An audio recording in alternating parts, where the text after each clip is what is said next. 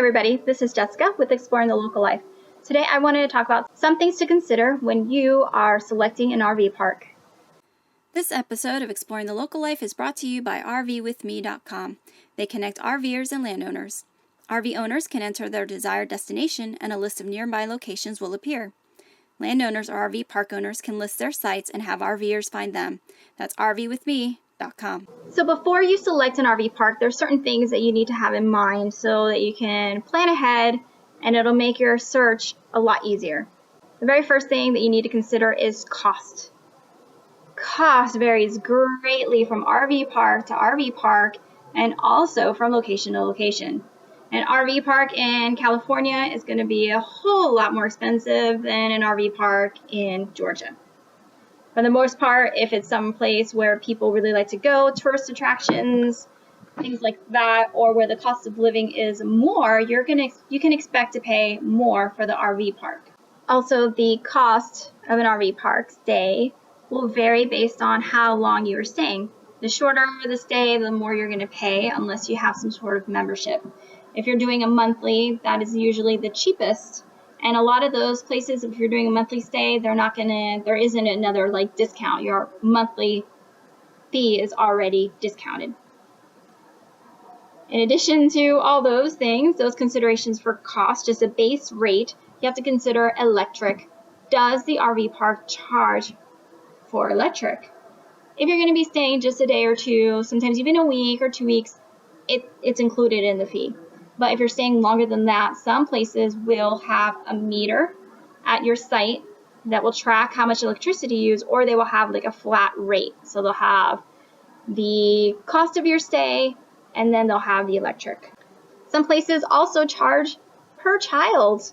We called an RV park once, and they had a really fantastic monthly rate. They had free laundry. We were like, yes. And then I was like, oh, and then we have 2 children. They were like, oh, yeah, it's going to be $150 per child. And then they were going to also meter the electric. So that would have been $300 on top of that fee rate that I thought was reasonable, plus then the metered electric. It was. I'd rather pay for laundry. We didn't stay there. Yes, and even the cost of the laundromat. Of course, you're not going to really know this unless you call and find out. But, the laundry facilities on site, they charge different. It varies. The cheapest that we have done is the $1 per wash per dry load. And then I think the most expensive one that we stayed at, it was like $2, I think, per wash and per dry, so $4 per load. I like the $2 per load better, personally. Then there's also amenities. Amenities also vary greatly. You can have really, really basic ones that just have the hookups, and that's sort of it. They have a front office, but there isn't really anything else there. And that's fine. It depends on what you're interested in. Then there's others that have everything. They have a pool, they have a hot tub, they have mini golf, they have, some places even have security. You name it, there's an RV park that has it.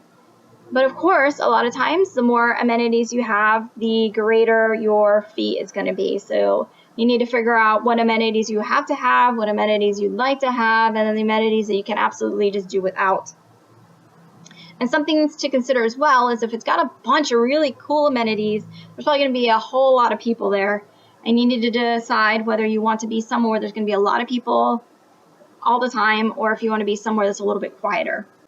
Of course, you also need to consider location, because a lot of us that are RVing full-time, we either need to be somewhere for that next job site if we're doing some sort of work camping or some sort of location-dependent place. We need to go there based on our work. But if we just want to go see the sites, we want to go see those sites. So you need to determine what area you want to be, and always keeping in mind, again, location, location, location. If you're going to be somewhere really awesome where everybody wants to be, you're going to be near Disney, or you're going to be near the Capitol, or you're going to be next to, I don't know, whatever a lot of people like to go to, tourist type of attractions, it's probably going to be a little more expensive and more crowded. So you need to know ahead of time what your ideas are on location, how far you want to drive to the different attractions nearby, and or the place where you're going to be working. So once you sort of have those things in mind, you can start searching for RV parks. I asked around, and I have a little bit of experience as well as some of the RV park locating apps, review apps, and also websites. There's one called RV Parks Reviews, and that is a website and also a Facebook group. So there you can go and find out, obviously, reviews about different RV parks. With the Facebook group, of course, you would be going and asking a specific question and getting feedback from individuals, or you can go to the .com, the website location, and that will have probably static information to review what has already been stated about the RV parks.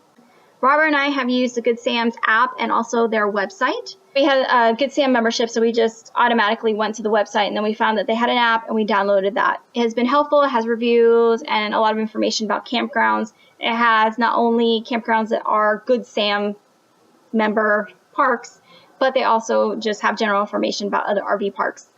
There's also a website, compendium.com, and that one is a full-time RV owner-operated type of website. And it has, obviously, information about RV parks, including reviews. That is only a website. They do not have an app at this time. Last two that I'm going to mention are two apps. There's the All Stays app, and there's also RV Parky, which I think is a really cute name. I have used the All Stays app, and I have found it to be just fine. I have not used RV Parky, but I have received lots of good feedback on that it is something that a lot of people really enjoy. It's a good app. So I'm going to probably try that out and see how it works.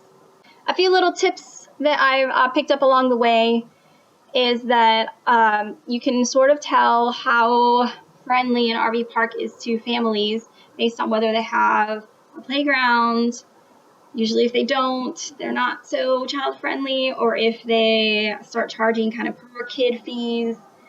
You might want to dig into that a little bit more, maybe ask how many families come in and that sort of thing.